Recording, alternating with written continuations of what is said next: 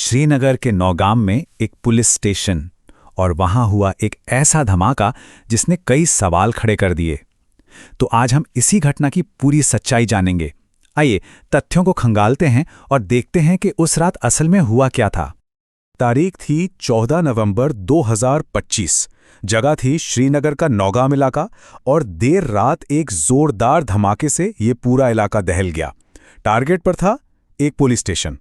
ये धमाका इतना अचानक और इतना भयानक था कि आप सोच सकते हैं पूरे इलाके में सनसनी फैल गई। अब जैसे ही ये खबर फैली, अटकलों का बाजार गर्म हो गया। सबके मन में एक ही सवाल था, आखिर इसके पीछे असली वजह क्या थी?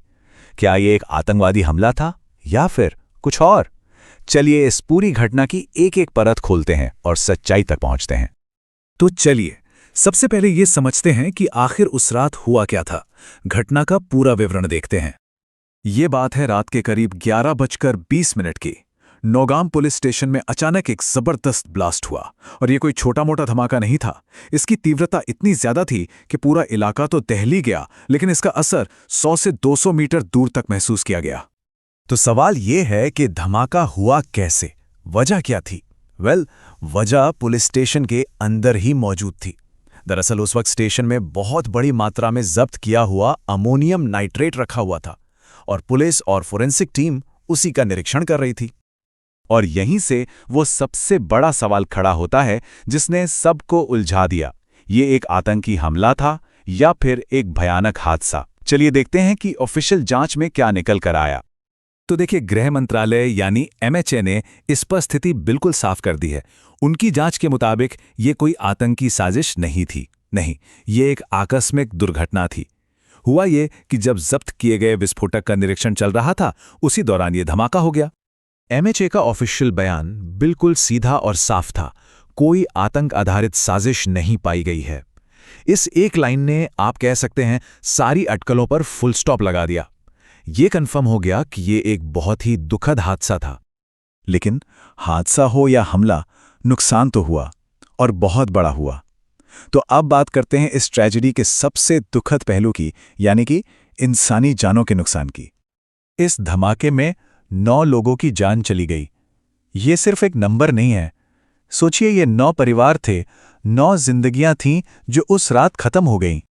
और सिर्फ इतना ही नहीं, करीब करीब 30 लोग घायल भी हुए। ये आंकड़ा हमें बताता है कि यह धमाका कितना ज्यादा विनाशकारी था।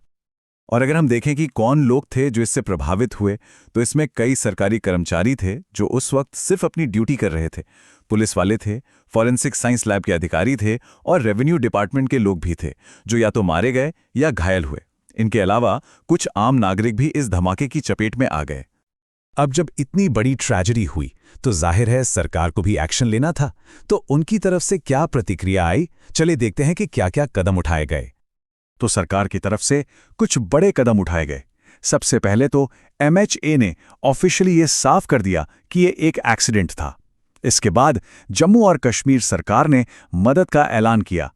जो लोग मारे गए उनके परिवारों के लिए 10 लाख रुपए की सहायता राशि की घोषणा की गई और जो लोग गंभीर रूप से घायल थे उन्हें 1 लाख रुपए की मदद दी जाएगी।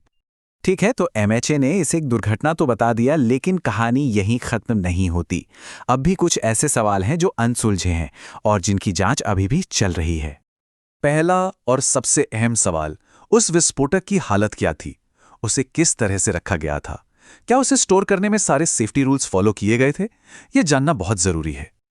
और इसी से जुड़ा एक और सवाल सामने आता है, क्या सेफ्टी प्रोसीजर में कोई चूक हुई थी? मतलब क्या ऐसे खतरनाक सामान को हैंडल करने के जो नियम कायदे हैं उनमें कोई लापरवाही तो नहीं हुई? ये जांच का एक बहुत बड़ा पॉइंट है। एक और बात, जो मरने वालों और घायलों की संख्या है उसका फाइनल आंकड़ा क्या है?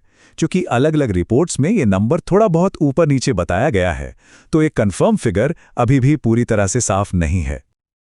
और आखिर में सबसे बड़ा और सबसे जरूरी सवाल, ये भयानक हादसा हमें भविष्य के लिए क्या सबक सिखाता है? क्या हमें जब्त किए गए ऐसे खतरनाक सामान के स्टोरेज और हैंडलिंग के नियमों को और भी ज्यादा सख्त करने की जरूरत है ताकि इस तरह की ट्रेजेडी दोबारा कभी ना हो?